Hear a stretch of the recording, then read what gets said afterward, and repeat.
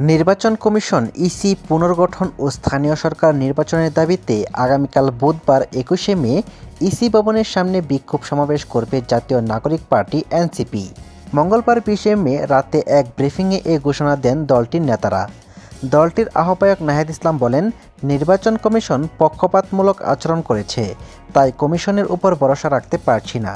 এ সময় দ্রুত নির্বাচন কমিশন পুনর্গঠনেরও দাবি জানান তিনি আরও বলেন, ৫ই আগস্টের পরে সবকিছুকে পরিকল্পিতভাবে জাতীয় নির্বাচনের দিকে নিয়ে নেওয়া হয়েছে।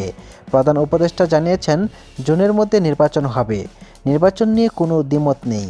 বর্তমান পরিস্থিতিতে স্থানীয় সরকার নির্বাচন দেওয়া জরুরি। এ সময় গণপরিষদ ও জাতীয় নির্বাচনের তারিখ ঘোষণারও দাবি জানান তিনি। জনকল্যাণে সরকারের কাজ করা উচিত উল্লেখ করে তিনি বলেন, কোনো দলকে সন্তুষ্ট করা অন্তর্বর্তী সরকারের কাজ নয়। স্থানীয় নির্বাচন বিএনপি না চাওয়ার কারণ রয়েছে। সার্বিকভাবে স্থানীয় নির্বাচন দেওয়ার মাধ্যমে সংকট সমাধান হবে। এটা ইসির আস্থা অর্জনে একটা ভূমিকা রাখবে।